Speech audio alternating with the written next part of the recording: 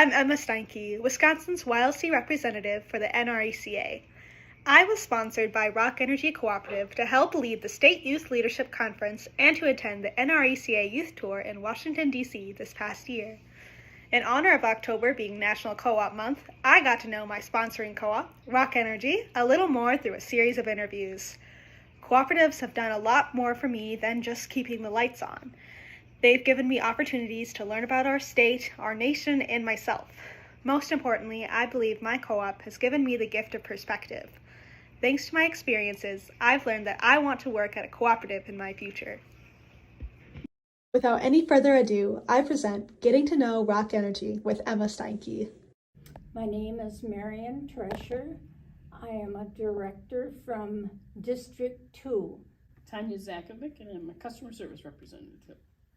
My name is Chris Tuller. I'm the operations manager for Rock Energy Cooperative. Okay. So what led you to work at Rock Energy? So when I was in junior high, I had a good friend of mine. His dad was a lineman, and he'd come home, tell us stories about his day, and I always thought that was intriguing.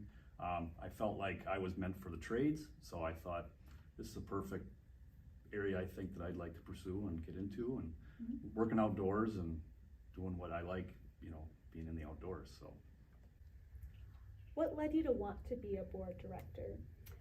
Well, it's been in our family for a number of years. My husband's father served on the board shortly after Rock Energy was formed.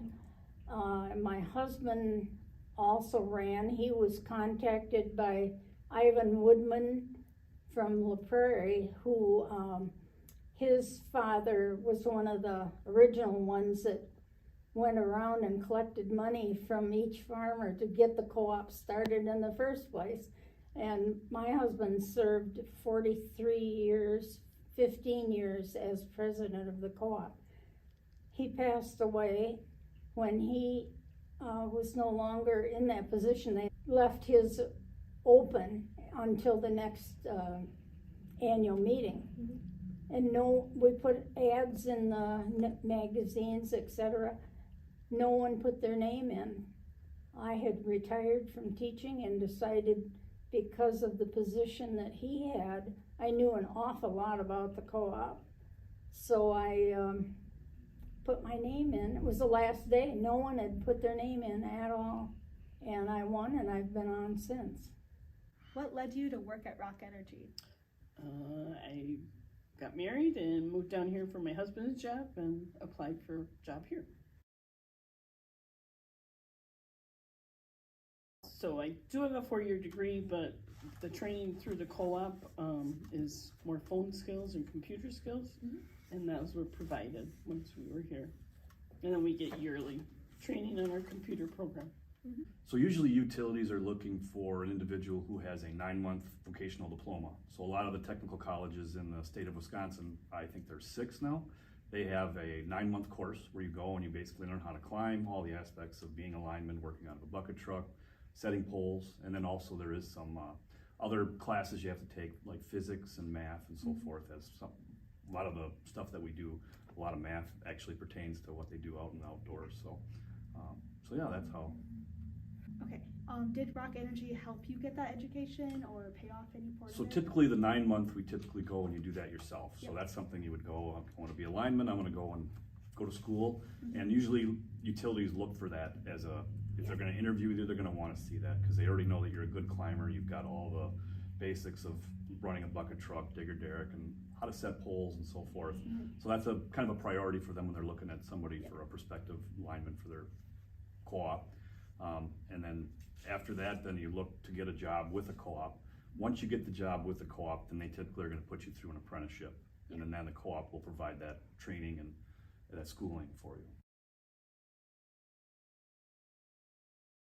What does a day at work look like for you? Dealing with customers, dealing with the phone calls, answering phones for the outages that come in. And then also we do banking files that come into us electronically that we work on and put to members' accounts.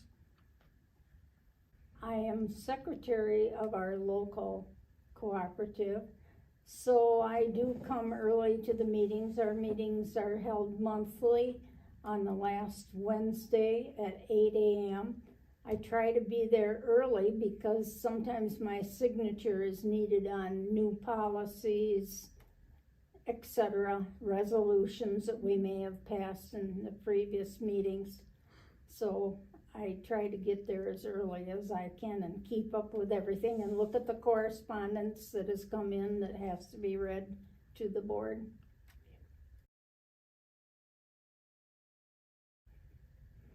Could you tell me a little bit more about the history of Rock Energy? Well, it was started because the rural areas had no electricity. And this was back in the late 1930s when it started. It was under Franklin Roosevelt's term as president. Farmers went around and collected money. Like I said, it was like $5 or something for membership to be a co-op member.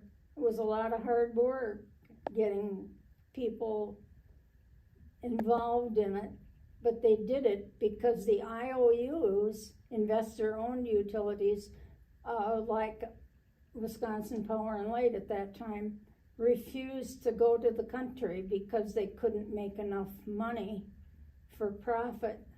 The density of customers wasn't there, and they didn't see that there was a big future in these huge farms and lots of electricity being used. So we were kind of left without any power, and it made a big difference for the farmers to advance into new technology and so on. I was also involved in, when my husband was president of the board, we started the first Queen program in Rock County. At that time it was called Rock County Electric. They had the Queen program for publicity on the national level, and some co-ops in Wisconsin were involved in it, but Rock was not.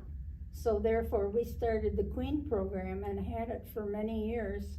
We got the contestants, the judges, the place, all of the details that went along with it.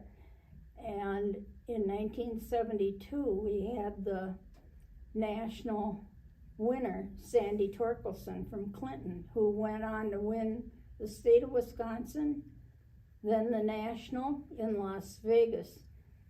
I chaperoned her for her term in Wisconsin and as a national queen.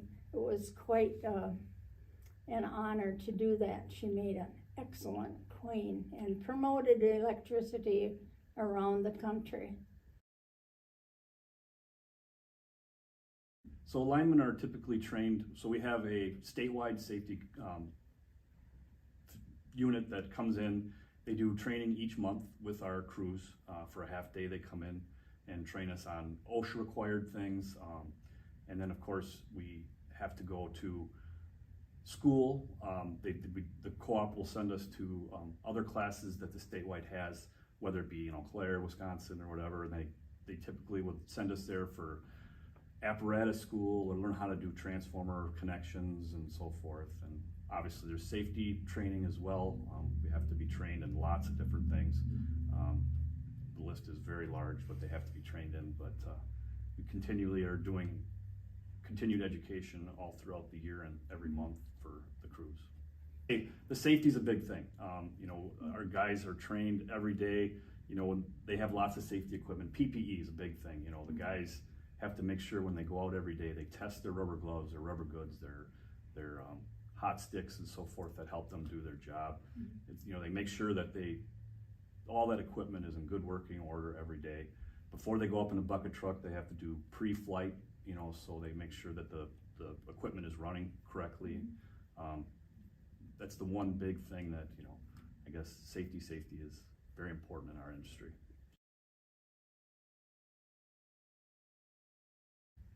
Okay. What are the benefits at working at a cooperative compared to an investor-owned company?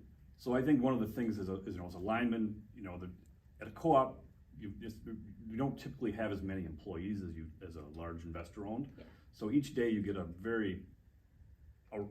all kinds of things that you get to do every day. You can do metering or substations or work on construction, restoration, whereas at an investor-owned utility, typically you're going to be in construction, you're going to be in running a trouble truck. Mm-hmm. So it's pretty one-dimensional. That's what you do all day. Whereas at the co-op, you have a lot of different things to do, and just makes life a lot more interesting when you're well-rounded and you can do all the things that are needed of alignment.